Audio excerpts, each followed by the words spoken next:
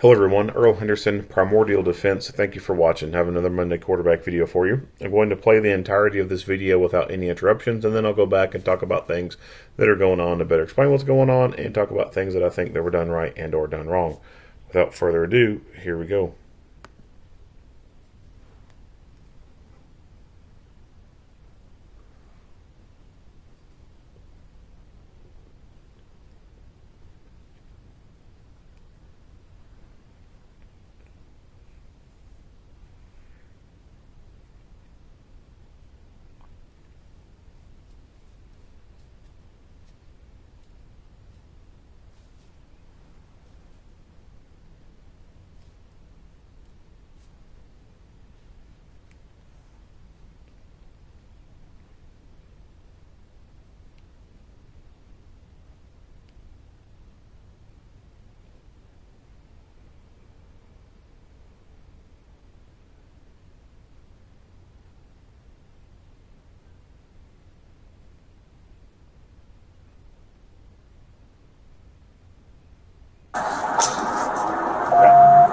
Let's do one more option. Come on. County Police!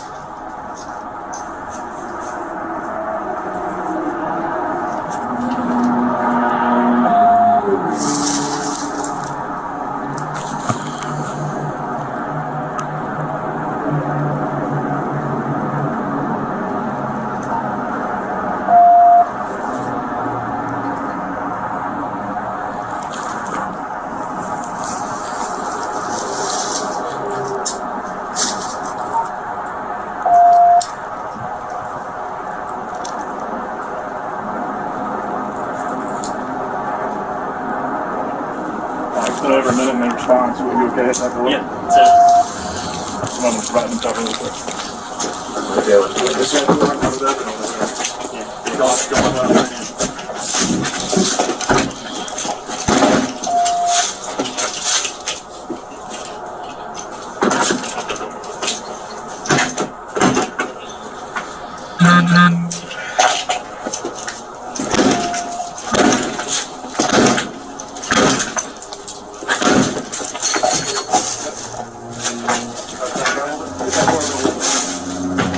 As far as it goes. Make yourself known, police. County Police! DJ, come out! Show me your hands up. Keep your hands up. Drop the knife. Drop the knife. Drop that knife. Put the knife down or I'll shoot you the beanbag. Drop it. Drop it. Beanbag. Beanbag. Beanbag. Drop it. Drop the knife. Drop the knife. Drop it. We lost him. I can't see him. Behind the door. Behind the door. Drop the knife. I will get you again. Go in there. Hey, open that door. Open that door. Take the door. Drop the knife. Taser, guys. Come on. Go. Come on. Drop it. Drop it. I'm going to tase you. Drop the knife. I'm going to tase you. Drop the knife! Drop the knife. Taser. Hit him again!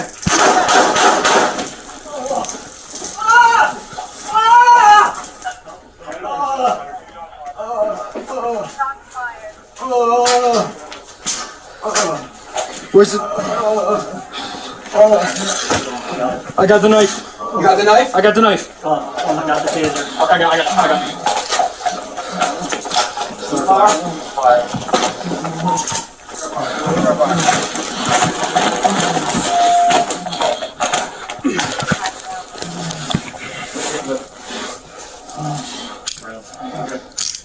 Someone get a med kit?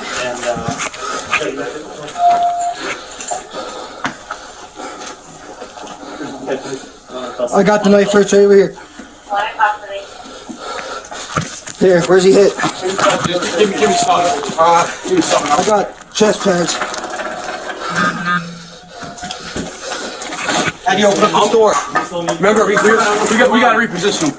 We gotta reposition him. I need someone to get his head. Alright, we gotta reposition him here. He's good.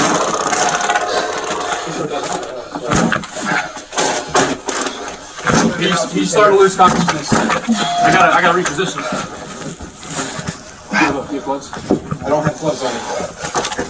Keep breathing. Hey, keep breathing. Hey. Why isn't that door opening? I don't. It's like locked from the inside. Can I get the breach kit? Breach kit, breach kit, breach kit.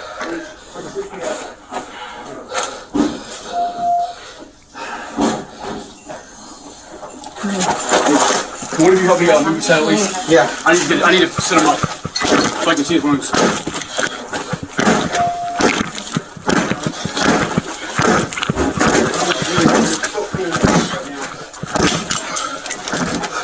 Cross. Yeah, throw it here. So,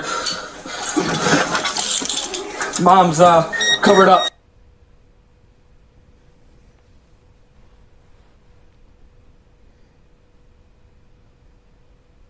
Drop the knife! Drop the knife! Drop that knife! Put the knife down or I'll shoot you to be back! Drop it!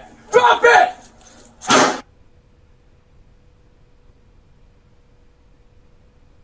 Be back! Be back! Be back! Drop it!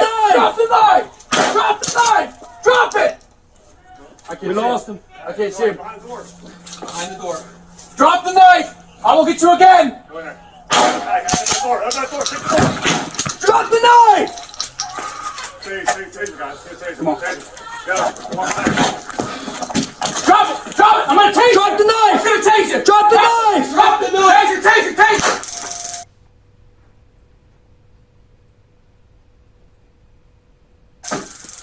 Hit him again! Taser!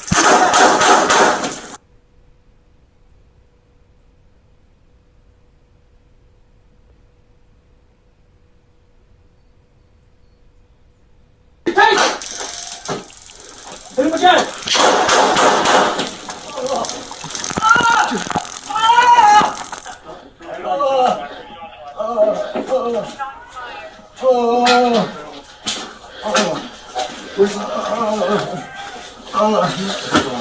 I got the knife. You got the knife? I got the knife. I got the taser. I got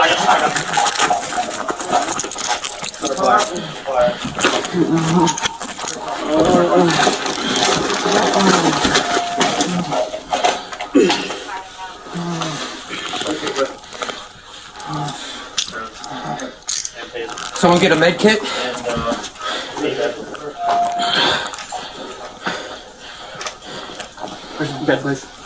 I got the knife right over here. Here, where's he hit? Just give me something. Give me something. I got chest pads. How do you open up this door?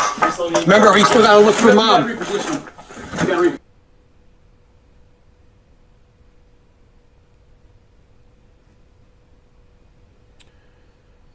Okay. So,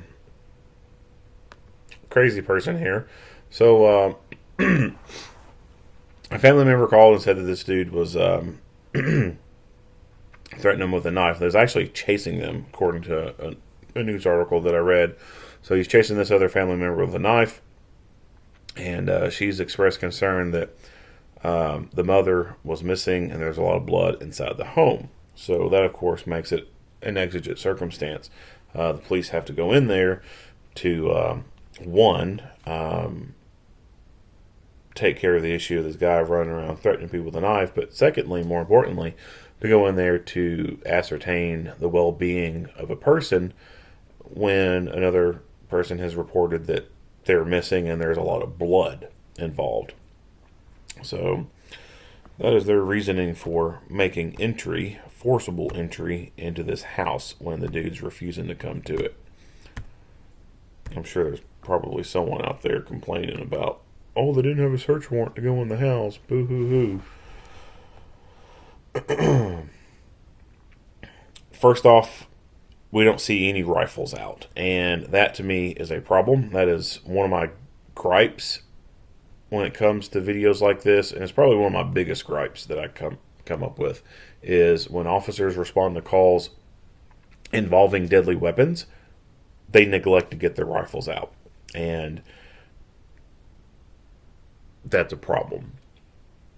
When there is a situation where a person is having a deadly weapon, whether that's a knife or a gun, especially for guns, that is now a deadly force scenario. And When you are knowingly going to a deadly force scenario, you want to bring a long gun, whether that's rifle or shotgun, doesn't matter. Those have to be brought, especially for gunfights. If you're knowingly going to a gun call, you need to get your damn rifle out.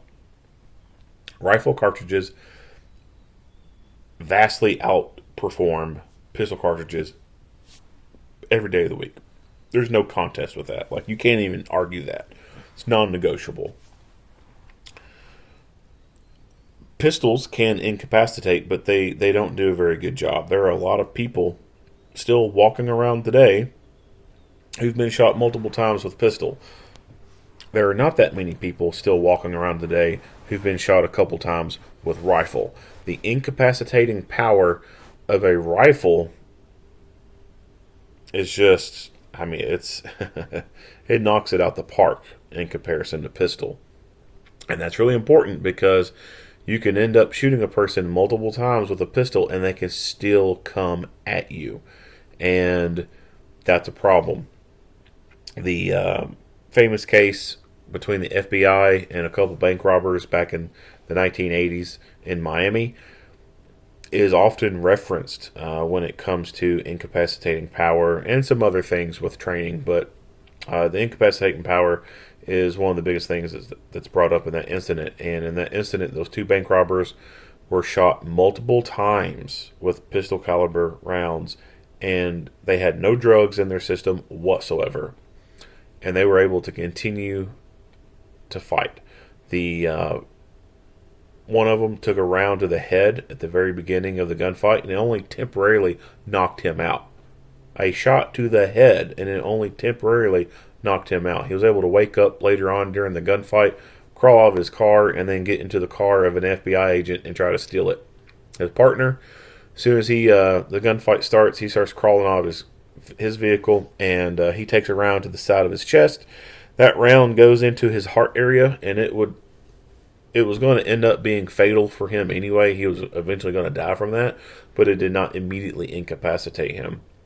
He continued to fight. He took more pistol rounds into his body. He even took some shotgun pellets into his body, and he went on to be able to continue fighting and kill 2 FBI agents and seriously wound and almost kill a couple others before he finally took more rounds and became incapacitated. So pistols just are not known for their incapacitating power. Yes, they can incapacitate a person, but they're not great at it. And the only reason why law enforcement carry pistols all the time is because they're not getting in the gunfights every single day. Like, you think about your local agencies where you live at. When's the last time they got into a gunfight? It's probably been a while. And if they just recently got into one, think about before that. Like, how long ago was it before they got into a gunfight? Probably been a while. So, majority of law enforcement can go their entire career and never have to shoot anyone, contrary to what Hollywood and the anti-police people say. But majority of police go their entire career never having to shoot someone. There's a lot of agencies where it's been years since anyone within the agency has shot anyone, and because of that, it makes sense to carry a pistol all the time when on duty, because you're not having to shoot all the time. And the pistol, although it sucks in comparison to the rifle, it can still do the job, and it's light enough to be able to be carried on a daily basis and not become cumbersome, not become tiring. If the opposite was true, if individual officers were getting into gunfights multiple times, then you would see a change in what they carried to work all the time. You would see rifles being utilized more often. But because police are not getting involved in gunfights every single day, there's no need to carry a rifle around. Rifles are kind of cumbersome. They're not comfortable to carry, but pistols are. You can carry a pistol on your side 8, 10, 12, 16 hours out of the day, and it doesn't hurt. Like, all the stuff on the belt all together, cumulatively over time, ends up hurting. But the gun itself, I mean, it's you don't barely notice it. Rifles, on the other hand, try wearing a slung rifle for 8 hours. It sucks. Like, wearing a rifle for a long period of time is not, it's not fun. It's not comfortable. Even as lightweight as you can try and get them, it's still as uncomfortable and cumbersome. But anyway, there should have been a rifle out in this scenario because they are dealing with a deadly physical force type of scenario here.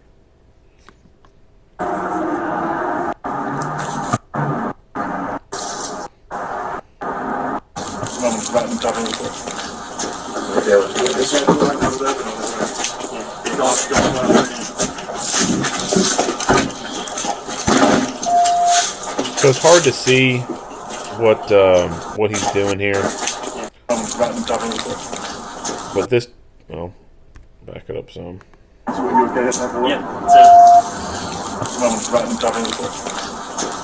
So this tool has like a sledgehammer into it, and then it has kind of like a hammer claw end to it.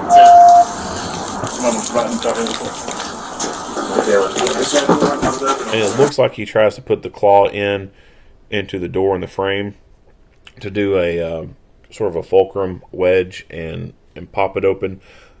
That would have worked if someone else would have come in with another tool and hammered that thing into place. Otherwise, you're not going to be able to get your purchase point in a door like that. This, interestingly enough, this is my second I don't know how to pronounce this. I've never heard it spoken. Arundel County Police. Second video for them. And coincidentally, it involves each one involved in breaching. So another talk about breaching doors. One, you got to have the tools for it. Secondly, you got to have the training for it. And a breaching class is a really good class to go through. For one, it's fun. You know, you get to break shit. But two, there's a lot of learning to be had. And you can learn a lot of good stuff on how to breach doors using just simple tools. And fire departments do this a lot, right? Like that's kind of one of the bread and butter things of fire department is breaching. Like they got to be able to get into a house and search it for any victims. And typically you see them carrying an axe and a Halligan tool. And those set of irons are utilized quite a bit for the fire rescue teams that go in and search for people, or rapid intervention team, whatever.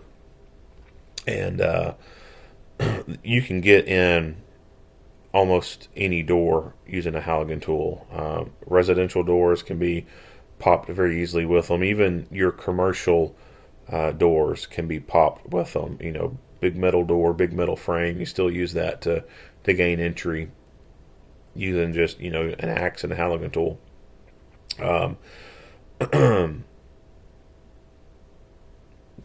But unless you've gone hands-on with it, then it's just something that, you know, you're not going to fully understand. So, you know, if you're law enforcement, what I would suggest is checking out your local fire department's training schedule and see if they're going to have a breaching class. And that's a good class to drop into and get some good hands-on experience. Sometimes, you know, the fire departments will have some little mobile training props, like it's like basically a door frame with a door on it that they can practice some of the stuff on. Sometimes they get lucky and houses that are about to be demolished or something like that, they'll get to go in and do good hands-on training with an actual building with working doors and door frames and everything, and bust the shit out of all that, and then later on the building gets demolished. Sometimes those fire departments get to set those buildings on fire and do some really good training that way, and then either let it burn the rest of the way or it gets torn down. But the point is to, if your agency is not having a breaching class, then check out your local fire department. They're probably going to have a breaching class. And if not, then they should have at least some pretty good material and someone be able to talk about how to do some good breaching.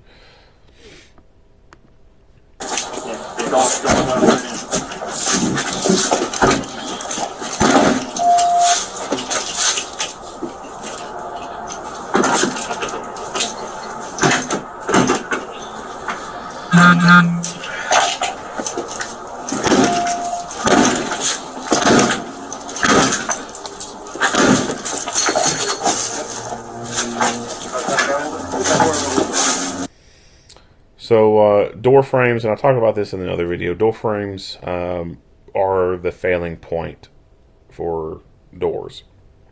So the doors are usually pretty solid. Usually your interior doors will kind of crack in the middle or will break completely when using enough force against them. The exterior doors will be beefy enough to where the door itself won't break. Basically what happens is the door frame, where the jam area is, the strike plate, that breaks and splinters, and then that allows the door to open. So you're basically taking these small spots right here and breaking them out with force. And to beef up your door for home security, one simple thing to do is these little strike plates right here. A lot of times they are installed using small screws, like an inch or shorter kind of screws, and that does not go very deep into the frame itself and can allow just this front portion right here to be easily cracked out. So a good simple remedy to that is to take those short screws out and insert some long screws. That way those screws go very deep into the frame itself, and you're adding more surface area for those screws to go into. And when you start exerting force on it, instead of it breaking off, from strike plate going in an inch in, which is easy to break out, now you're going 2 to 3 inches in, and it's a lot harder to break that much frame out with those longer screws. Another option is to get special strike plates that basically go from about right here, and I think I've even seen them go all the way pretty much down to the floor itself and going all the way to the top. But some of them, they kind of go maybe about a foot below to a foot above the actual strike plates, and you use the long screws to drill in multiple points along this frame to keep that whole strike plate in place. And then what that does is it creates multiple points of contact on this frame and lots of surface area to prevent the frame itself from easily cracking under pressure.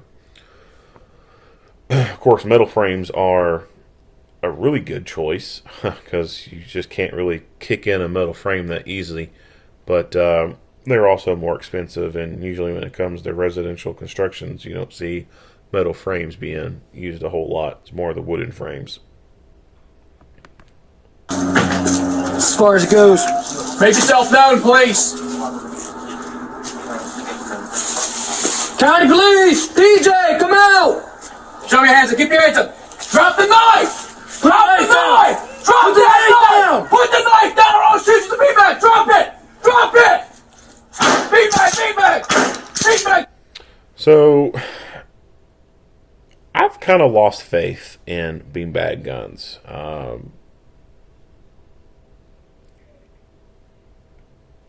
I'm sure that, there's some people that, once you hit them with a beanbag, they'll stop what they're doing, because that's enough pain for them to say, yeah, I don't want to feel this anymore. Yeah, I'm not about it. But if there's a determined person, beanbags, they're just not going to work. I just don't think they carry enough oomph behind them to really cause enough pain. And I don't see 40 millimeter launchers being any better either. Seen multiple videos of those being used, and they don't do much to anybody. They just bounce right off of them, and yeah, you see the people kind of wince and grimace a little bit, but it doesn't do anything to stop them. And these weapons are purely just pain compliance kind of weapons. They have no incapacitating power whatsoever. They just inflict a little bit of pain, and if a person's weak enough mentally, they'll quit. They'll stop. But other than that, you're not getting any incapacitation out of it. They will continue to doing what they're doing. And this is the case right here. He's continuing to doing what he's doing. Now, several years ago, Taser had some special taser rounds for 12 gauge. They don't make them anymore. It was sort of a short-lived thing, but I think that Axon could relook into that and come up with a pretty good product, especially with technology, the way it's improved since the X-Rep came out many years ago. I really think that they could produce a good conducted energy 12 gauge round that would be able to provide the incapacitating power of NMI. And it would be a game changer, in my opinion. I thought the X-Rep, when it came out, was a pretty good idea. I think the design of it probably could have used some improvement. Some of the technological stuff in it maybe could have been, a little bit better. And I think that's kind of what led to its short-lived life, and probably cost as well. Cost probably had something to do with it. But now, the technology, has improved a lot. And Axon, I think, could produce a good 12 gauge taser round that will solve some issues. But anyway, they used beanbag on this guy. It has no effect on him whatsoever. At this point, this distance, I certainly think that taser would have been a pretty good choice to use here. Just a regular taser that they ended up trying to use once they make entry. I think the distance involved here is pretty decent, and I think it would have been able to get the desired effect. Drop it! Drop the knife! Drop the knife! Drop it! We lost him. I can't see him. Behind the door. Behind the door. Drop the knife! I will get you again! Go in there. Hey, open that door. Open that door. Take the door. Drop the knife! Taser, guys. Get a taser. Come on. Taser. Go. One second. Drop it! Drop it! I'm gonna... So he allows this guy to go in with the taser first. I'm not the biggest fan of that, because he's going in with a less lethal option that has the possibility of failing. And it ends up failing. We see that first taser cartridge he fires does not have the desired effect. This is why the person with the live firearm should have been the first in the door. That way, if this dude decided to rush, you're going to be able to meet lethal force with lethal force and have better odds of incapacitating a threat so that they cannot harm the officers. So letting the taser guy go in first, I think, was a mistake. Drop the knife! Taser! Drop the knife! Drop the knife! Taser! Taser! I like how they very quickly go in. There's no Mexican standoff, so to speak, right? Like, they're not standing back and continuing to yell, do this or else, do this or else, do this or else. I'm not going to tell you again. They yell at them, give them the commands as they're approaching, and then they do work. Like, they just go straight into it. Unfortunately, this first taser cartridge fired doesn't have the desired effect, and he's able to continue to go at them. And we'll back it up so we see it again. Drop the knife! Taser! Drop the knife! Drop the knife! Taser! Taser! Hit him again! Hit him again! Hit him again! Taser! Taser! Hit him again! Taser! Taser! So at this point, the guy with the taser, once he popped him and he did not lock up and fall and he started the turn, that should have been his cue to go ahead and fire that second cartridge. Re-aim it and fire again. He has the Taser 7, so he's got 2 cartridges in it. And he could have been very easily able to do that, and maybe could have gotten the desired effect. Don't know why the first cartridge did not have the desired effect. Taser! Drop the knife! Drop the knife! Taser! Taser! You can see over in here. I'll play it again. Drop Drop the knife! He's gonna taser! Drop the knife! Kind of check over here, right in this area. Drop the knife! Taser! Taser! So that's either the laser beam reflecting off, or that's one of the wires. Drop the knife! He's gonna taser! Drop the knife! Drop the knife! Taser! Taser! Taser! Could be one of the wires that you see arcing, and so that would mean that possibility one of the probes missed, and that's what you see right here. Or that could have been the laser. I'm not sure of which. At this distance, there should have been enough spread in order to be able to get the taser to work correctly. So I'm kind of thinking that either A, one probe missed, or his pants were kind of loose and baggy enough to where the bottom probe, if it impacted that area, was disconnected from his body and wasn't actually touching him. Drop the knife! He's gonna taser! Drop the knife! Drop the knife! Taser! Taser! Taser! Hit him again!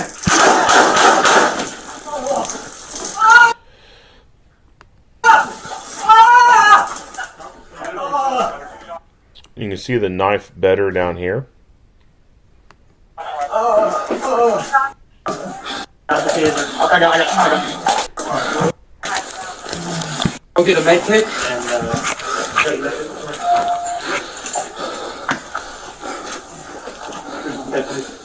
I got the knife first right over here. Here, where's he hit? Give me something. I got chest pads. How do you open up the door? Remember, we gotta reposition him. We gotta reposition him. Hey.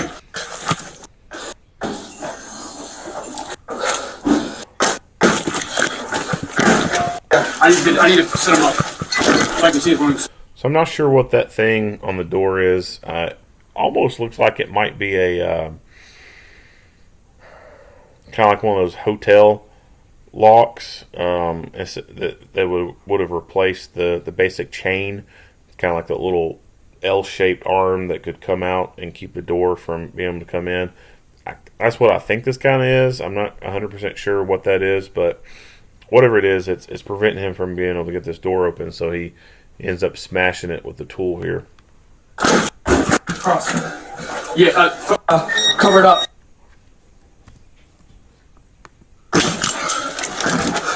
cross. Yeah, throw it here. So dude ended up killing his own mom and left her in the garage here. And looking at this garage, this is a super small garage. It's very narrow. I don't even know if you can get a vehicle to fit in this. But he left her out there, and it just looks like cleaning supplies and other storage stuff. It sucks. This guy, it's not like this was a all of a sudden kind of thing. So back in 2020, January 30th, 2020, she ended up getting a protection order for herself and her 8-year-old granddaughter against this guy. In the protective order, she wrote that her son, Digno Ramon Yorro, they call him DJ, said that he was using drugs and was hallucinating that mom and girlfriend were conspiring to kill him. And then she also filed for emergency custody of his daughter the same day. So this dude's obviously got some problems. I would not be surprised if he's had other run-ins with the police. This altercation that happened this day, not sure if this was just kind of a drug thing going on. This dude's already batshit crazy, or if it had to do something over the daughter being taken away from him in a custody type dispute, and he decided to go off the rails for that. But whatever the reason, he ended up deciding to kill his own mom. And you'd be surprised about how many times that people end up harming their own parents or killing their own parents.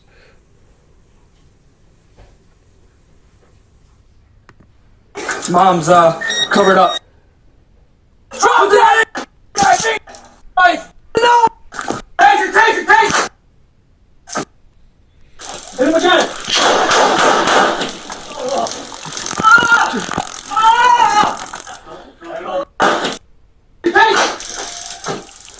Hit him again.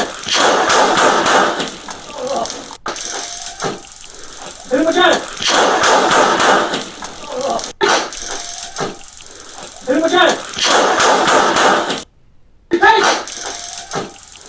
Hit him again. Okay, so this officer is forward of this officer, and he ends up having to shoot. And he's still forward of him. This is why, when it comes to firearms training, I believe that once you've gotten the basics down and you start doing moving and shooting, you should have people forward of another person who is shooting. And that's going to blow some people's minds. They're going to be like, what? You can't do that. 180 rule. Everyone's got to be on the same line. Blah, blah, blah, blah, blah. No, that doesn't happen in real life. Real life, not everyone is standing on a straight line and is never forward of another pistol. This is reality. And because this is reality, you need to train for reality. And that means that once you've mastered some of those basic marksmanship skills and you start doing shooting and moving, communicating type drills, but everyone needs to experience being behind and forward of a gun going off. Excuse me.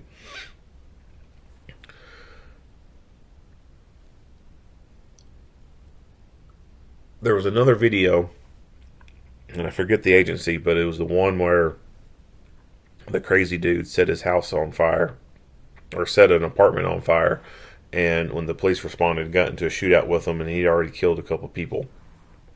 In that one, you could see the officers shooting, and there was one officer who was to the rear of another officer, and was off to the side a little bit, and they started shooting, and that, you could tell that visibly freaked that other officer out, and they jerked away real quick.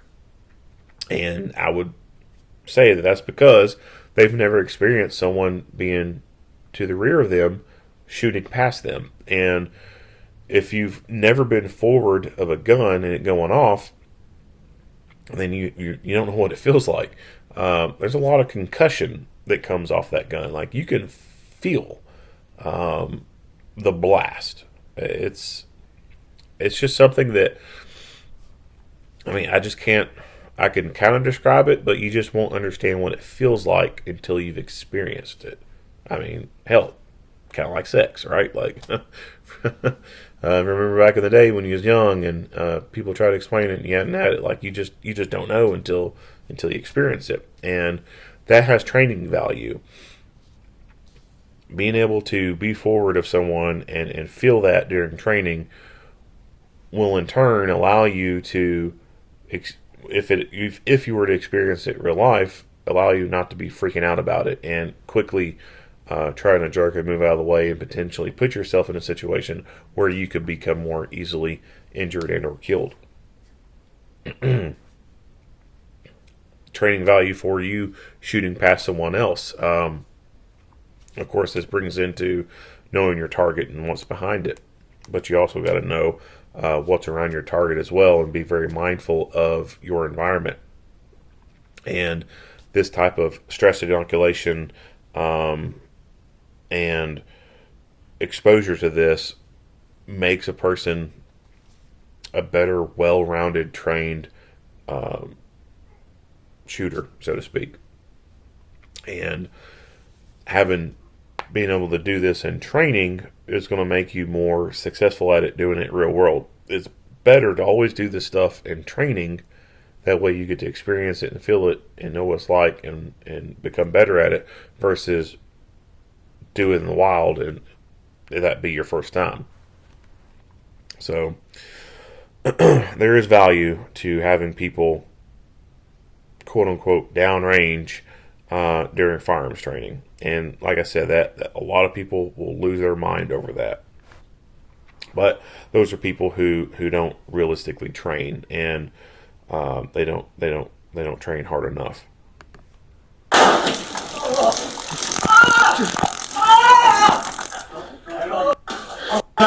You got the knife? I got the knife.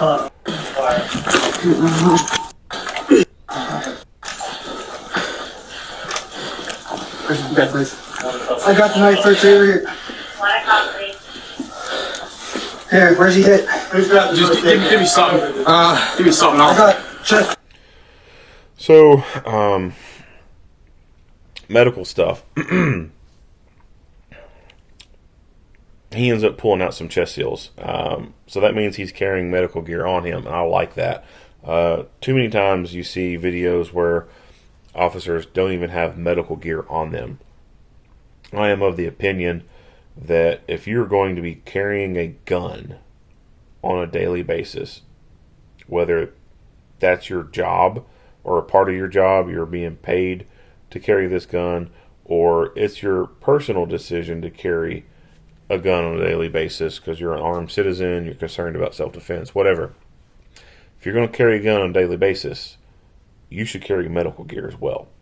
If you carry a gun on a daily basis, then that means you've had the thought that you could be involved in a gunfight.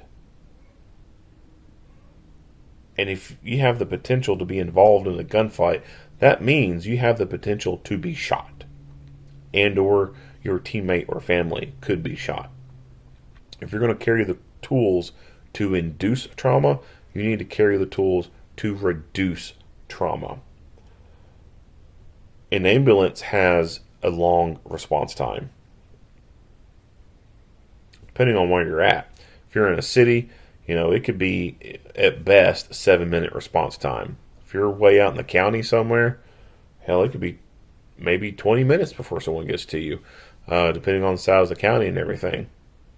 So having medical gear is crucial if you're going to be carrying guns, and more especially if you're an armed professional of some sort, whether you're security or police. It should be a mandatory thing.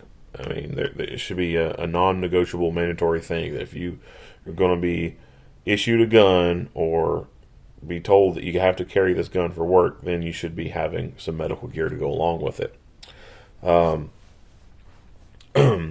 Some people are given medical gear, but they refuse to carry it on them, and they adopt this mindset of, I'll keep it in the car, and if I need it, then I can go get it. That's a stupid mindset. That is a failing mindset.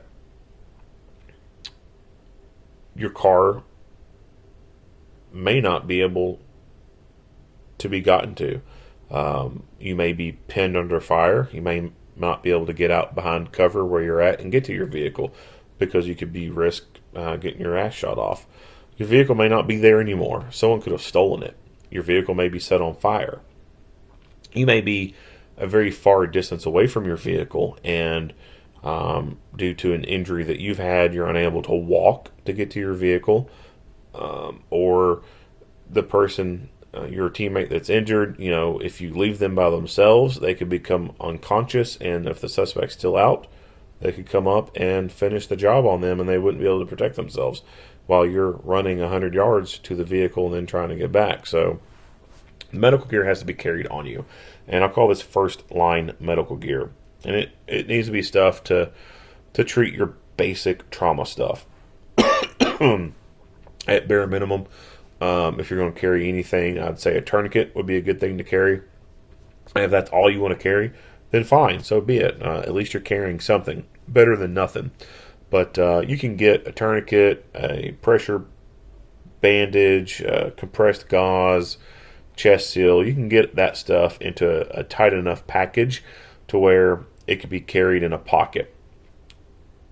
If you wear an outer vest like here, and you've got real estate on there, so to speak, then you definitely could carry a pretty well stocked IFAK on there. If you wear a more traditional uniform without an outer vest, you can And if you got cargo pants, you can throw something in the cargo pant and it stay there. If you got the normal dress pants or whatever, you can use a medical ankle holster. That is a very good option. I have a video on here about medical ankle holsters, and if you carry a backup gun on one ankle, there's no reason why you couldn't carry a medical ankle holster on the other ankle and carry all the necessary stuff to be able to give some initial pre-hospital treatment to some type of traumatic wound. Now, is that stuff you carry on you going to be everything that you need? No.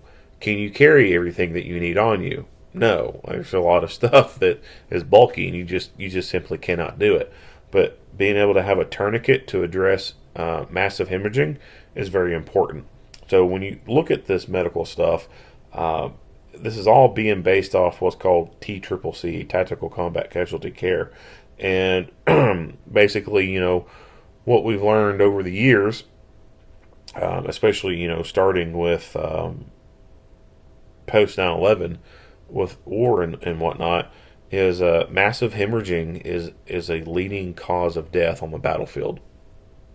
And although some of that data that drives that contains things like IED explosions and stuff, it still has small arms in there as well. And people have been shot in legs and arms and have bled to death that way.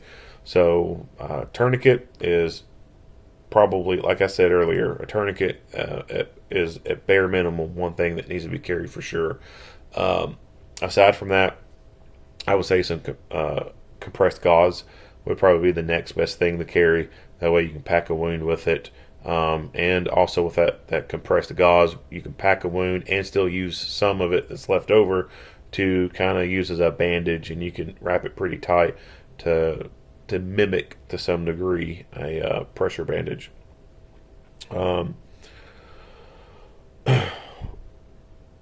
With that, having, you know, like a nasopharyngeal airway in there to get the airway open and everything, or maintain it open, that way you can give better assisted ventilations.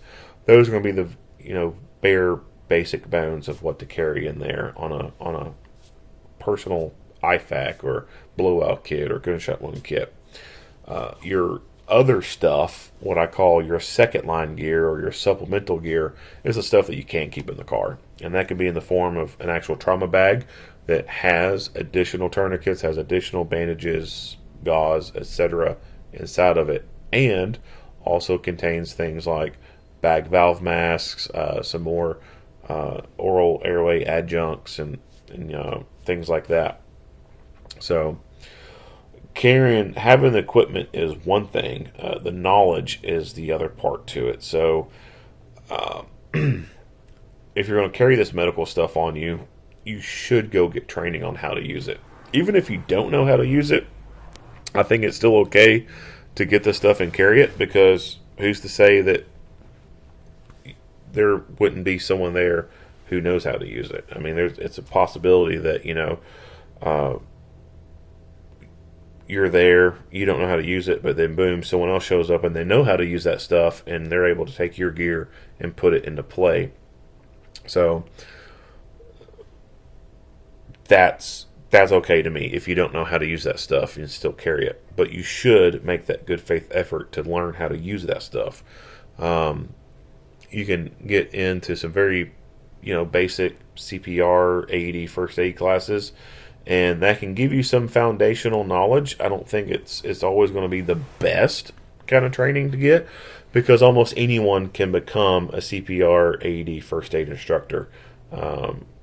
You could take someone who has been working at Walmart stocking shelves for the last 10 years, and then they all suddenly decide, hey, I'm going to go teach CPR classes and make extra money. And then they go to an instructor class, pay for it, go through it, and now they're certified to teach CPR, AED, first aid, and have never had any prior medical experience whatsoever. That is a reality when it comes to those types of classes. There are buku people out there with no prior medical training or knowledge who become CPR, AED instructors, and they don't know what the hell they're talking about. All they can do is read verbatim what's on the slide. So you're going to have to go, in most cases, above and beyond just going to a basic CPR 80 first aid class. Now, you may have within your agency or your company a person who is trained in that, and they do have prior medical experience and training that is well above that level. And yeah, they're going to be a good person to go to. But if the person who's doing the first aid training has only had CPR 80 first aid instructor training and that's it, that's not the person you want showing you stuff about how to treat gunshot wounds. So usually police agencies will have people who've been in the military and they may have been exposed to combat lifesaver and stuff like that. Getting them to help train the rest of the people could be a good option, or partnering with a local ambulance provider or fire department and getting an actual class put on would be a good thing to do. Or going commercially, hiring a company to come in to treat, or not treat, to teach TCCC.